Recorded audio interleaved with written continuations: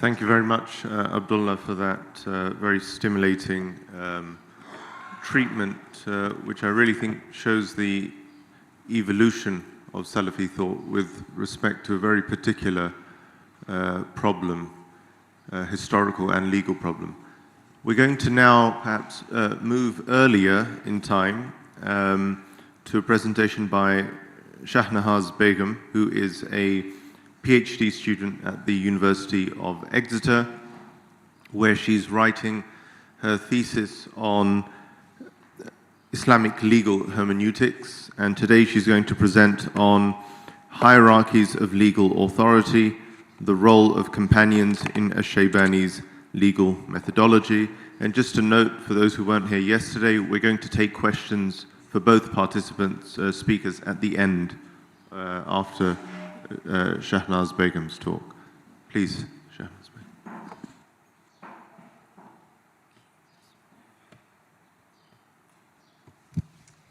Good morning, everyone. Thank you for the introduction, and thank you to the Dominican Institute and the American Institute of Cairo for inviting us and for making this gathering possible. And specifically, of course, to Adrienne and Ahmed and Iman, who got me here. I know she's not here, but I just wanted to give her a shout out. So I'll be talking about a time period when it's a little bit harder to locate concepts and these kinds of conceptualizations of the Salaf. And you might have gleaned this a little bit from Professor Melchert's paper yesterday. You don't have stable terminology and stable definitions of concepts, and it really requires delving into the legal arguments themselves. And the particular jurist that I'm looking at is not someone who left behind an extant work of legal theory that really gives us a clear idea of how he conceptualized the Salaf.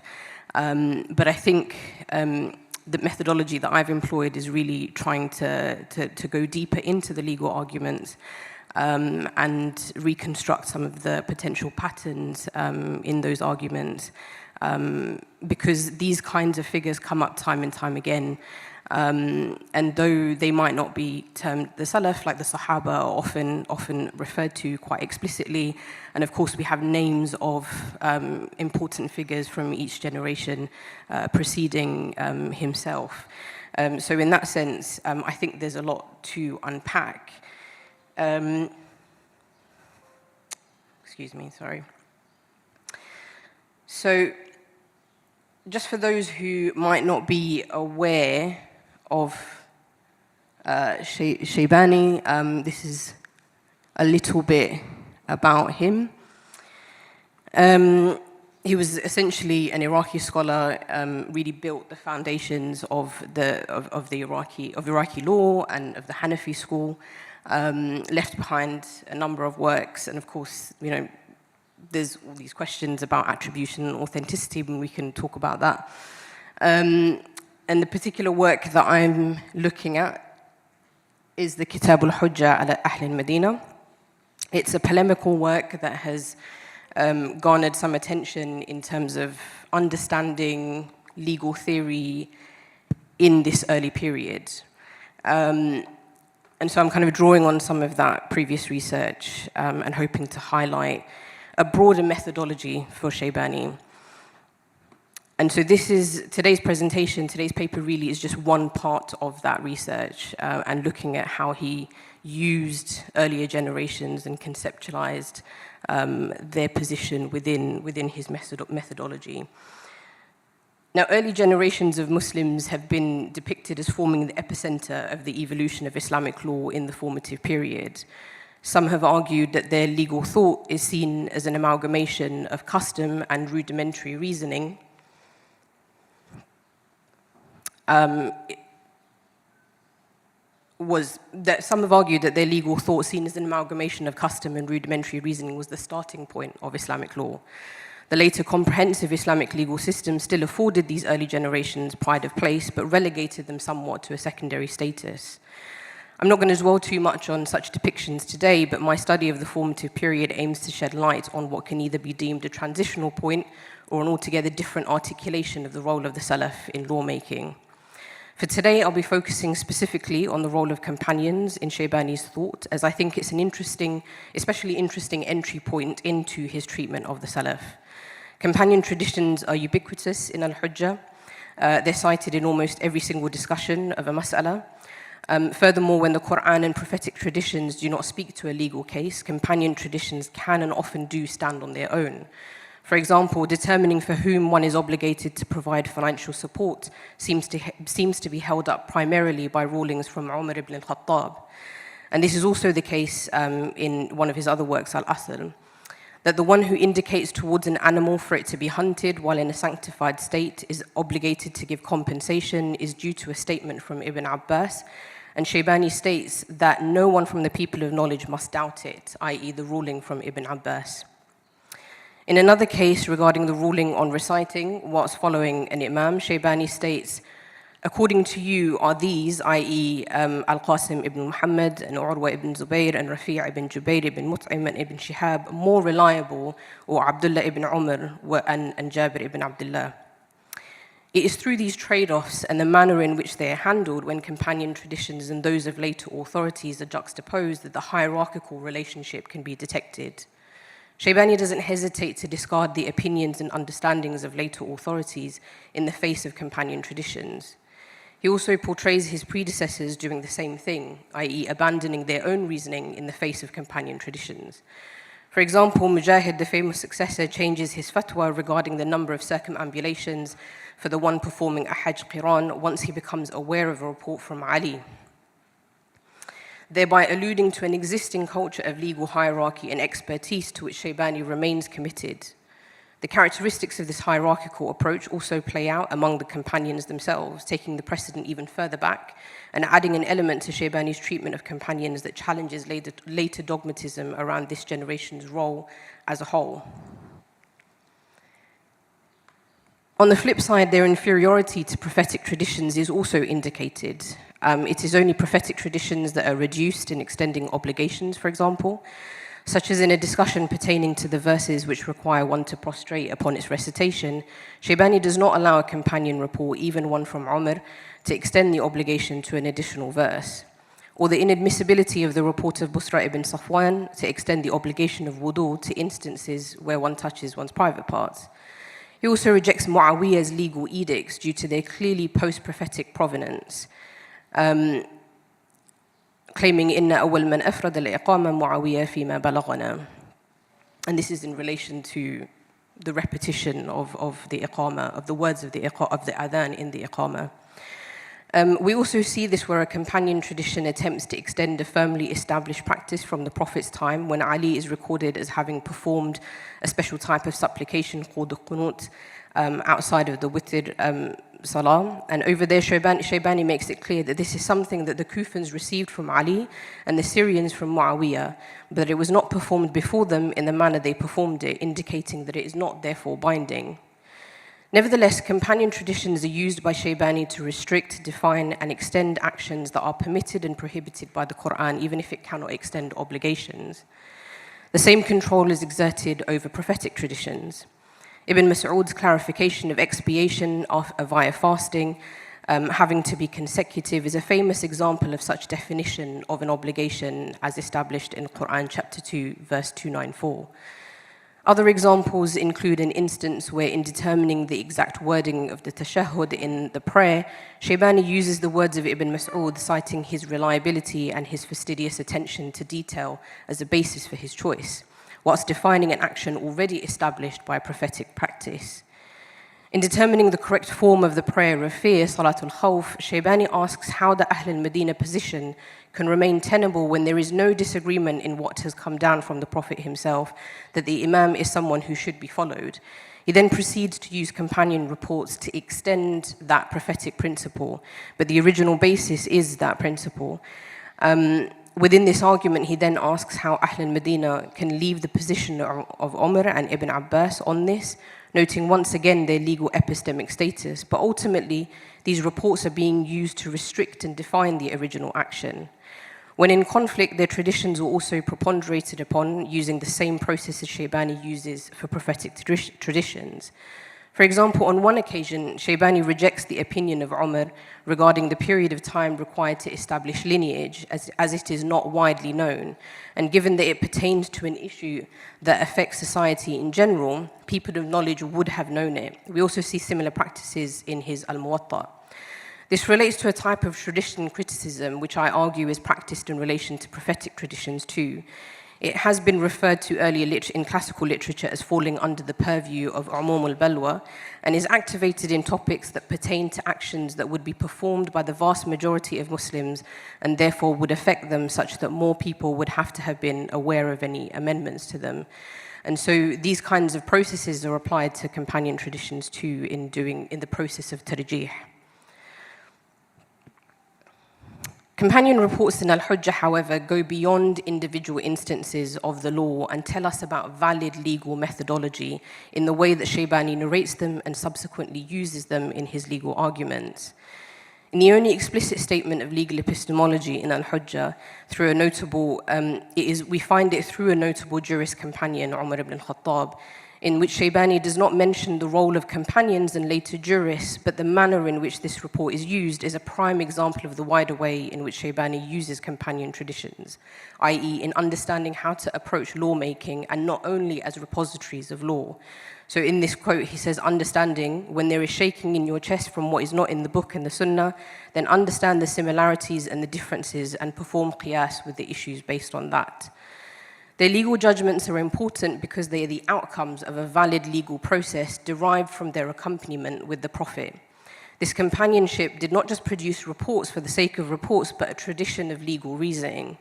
This can be clearly inferred from the inclusion of such reports and the emphasis Shaybānī places on jurist companions and how they understood the law. In another more explicit passage regarding the companions, Shaybānī states with clear disdain, how is this permissible in that time and impermissible in this time? There has not come a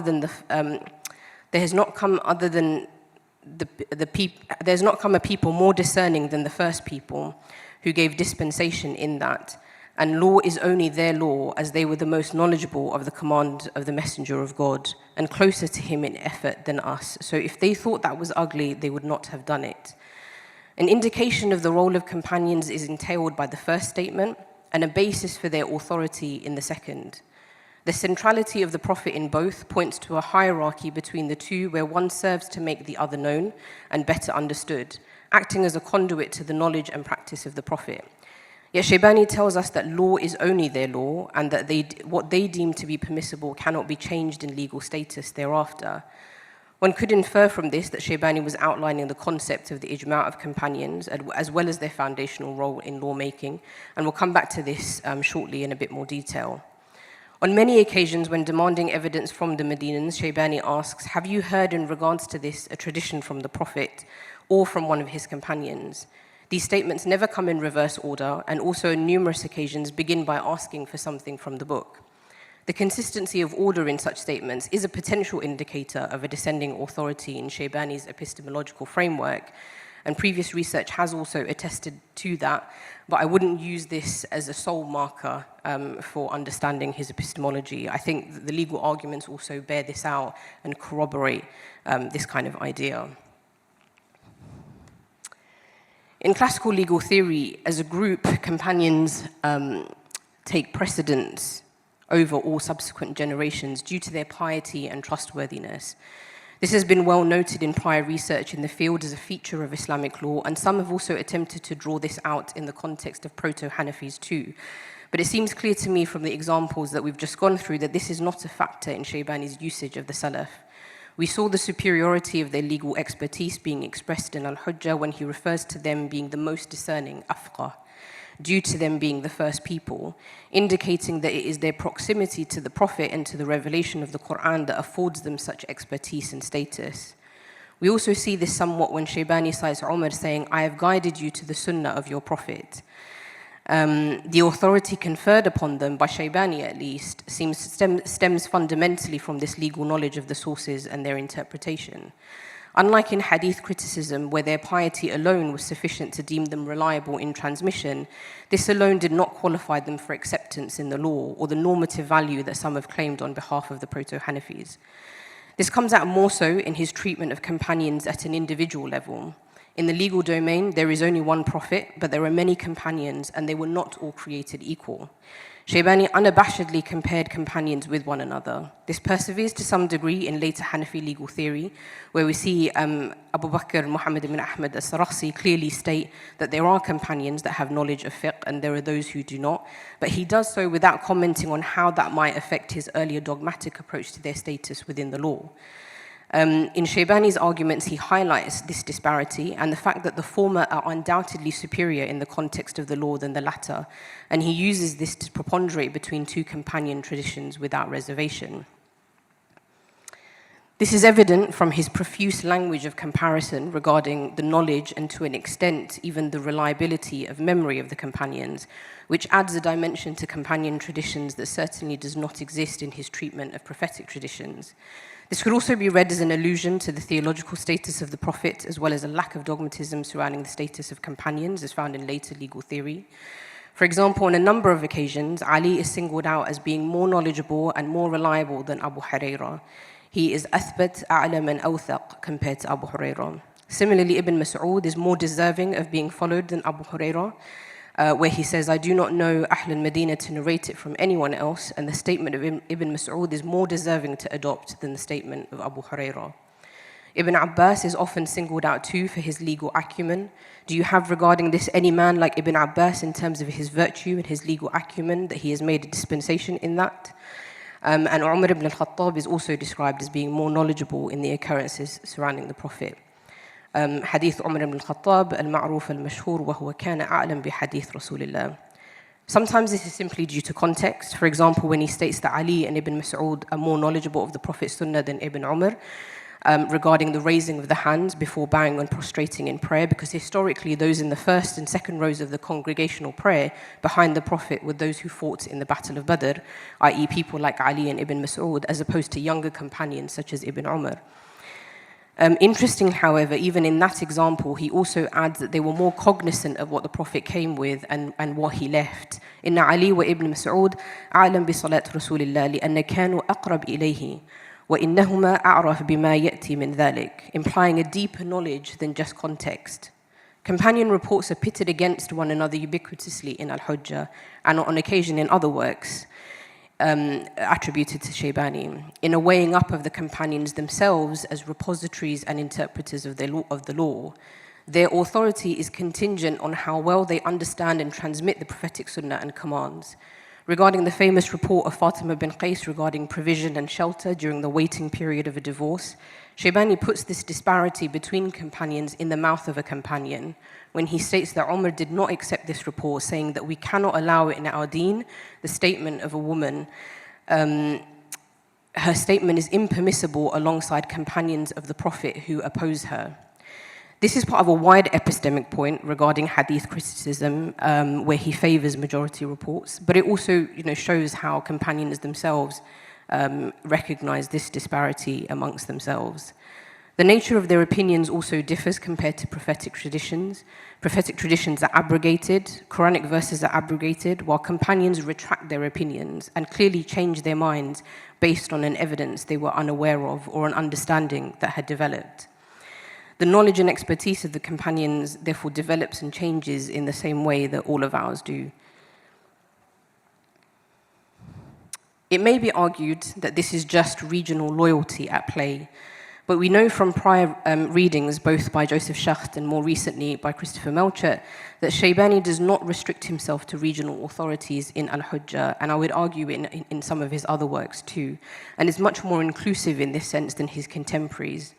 One of the clearest examples of the lack of authority in these regional affiliations is the discussion regarding the qunut supplication in the dawn prayer, where Shaybānī emphasizes that this practice was an abnormal one, not attributable to the Prophet except in one exceptional circumstance.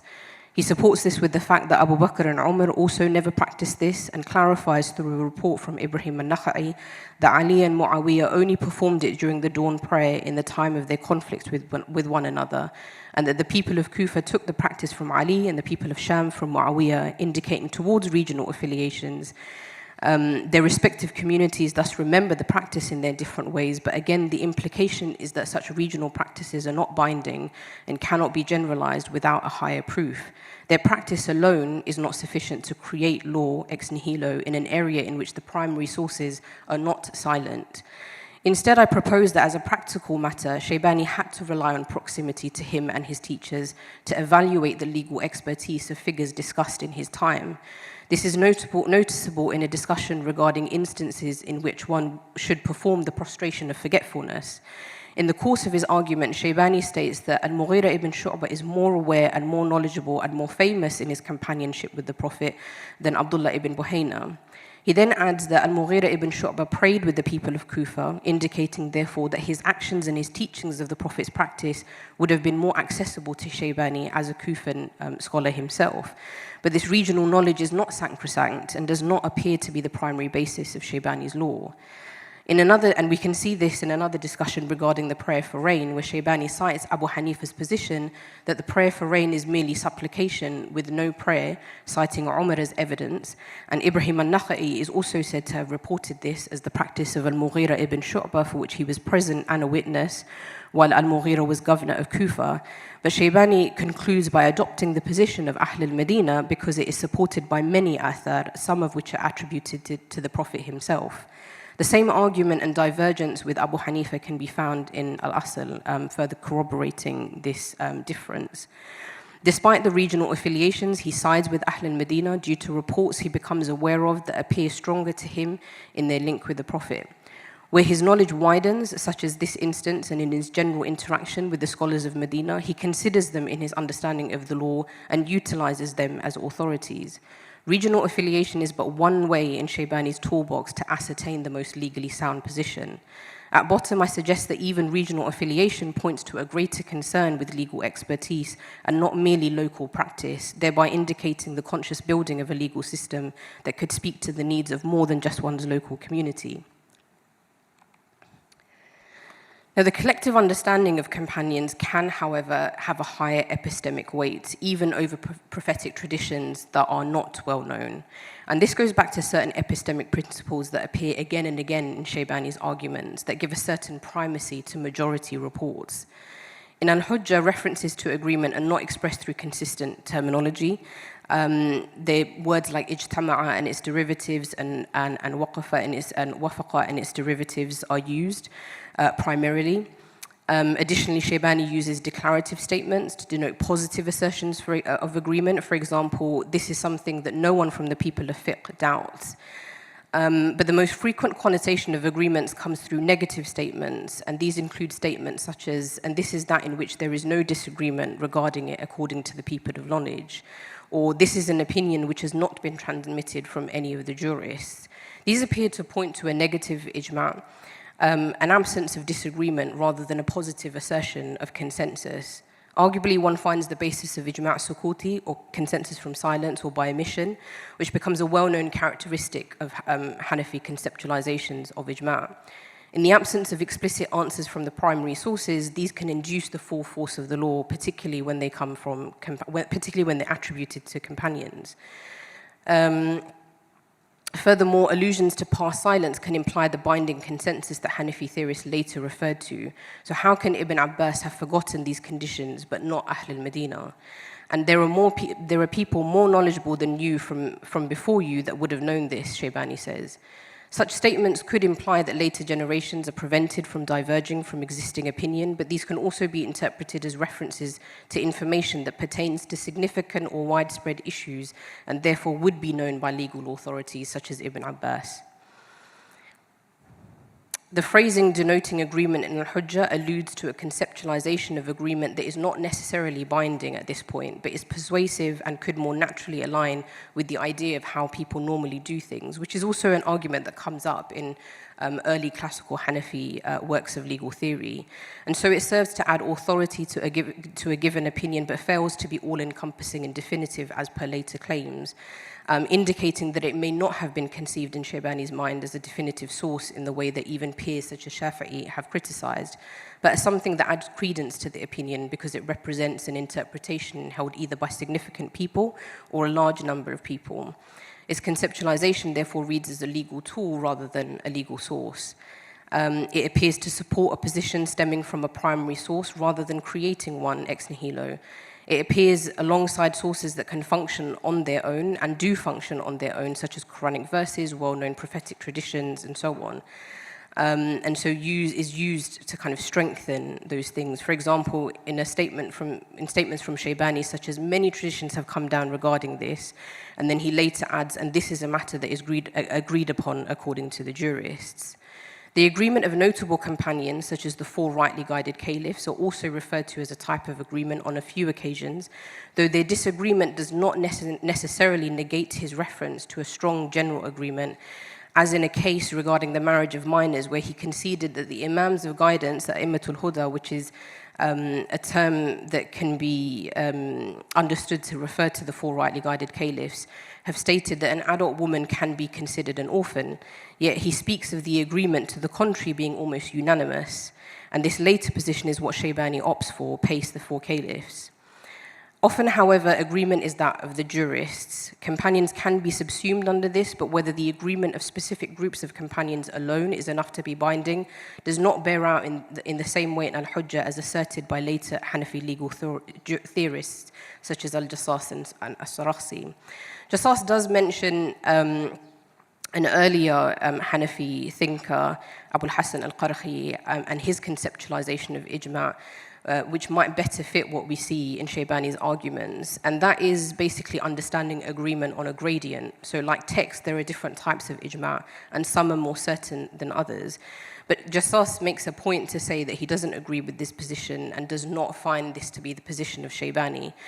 But actually, I think the pragmatic and more practical approach that we see Shaybānī take in his legal arguments to agreement is potentially more in line with Al-Qarhi's more pragmatic schema for agreement. Shaybānī's agreement is essentially a legal tool more than it is ever a legal source. It is ancillary to primary sources and is a highly persuasive argument and can even be the basis of tarjih. In some instances, it appears to add epistemic strength, possibly aligning with Al-Qarhi's highest level of ijma', though it is difficult to say with certainty. It points further to the importance of legal expertise in Shaybānī's methodology, but as part of the legal culture, I have emphasized throughout this paper, thereby acting as a legal tool rather than a source. I argue that the natural consequence of this is that agreement is indicative of the best interpretation, the soundest understanding, but not yet is this notion sacrosanct, firmly placing it within the domain of legal expertise and the emphasis we see Shaybānī put on this as a practical legal tool. Where no primary source exists, agreement can function on its own in Shaybānī's methodology, but the concept is adduced much less frequently than one would expect of a concept that is said to have dominated the field in the formative period. That his opponents also use it in the same way in his own renditions of their arguments indicates that competing ideas of agreement were accepted and not portrayed as contravening any theological bounds. Therefore, there's a great degree of alignment with the descriptions of an early non-binding form of ijma' that some have advocated for, but none that points explicitly to it as a primary basis of law. Yet the opposite conclusion is arrived at by some scholars, including classical Muslim legal theorists, and there are arguments to be made for why this is also a natural consequence for a legal system that later sought to stabilize itself.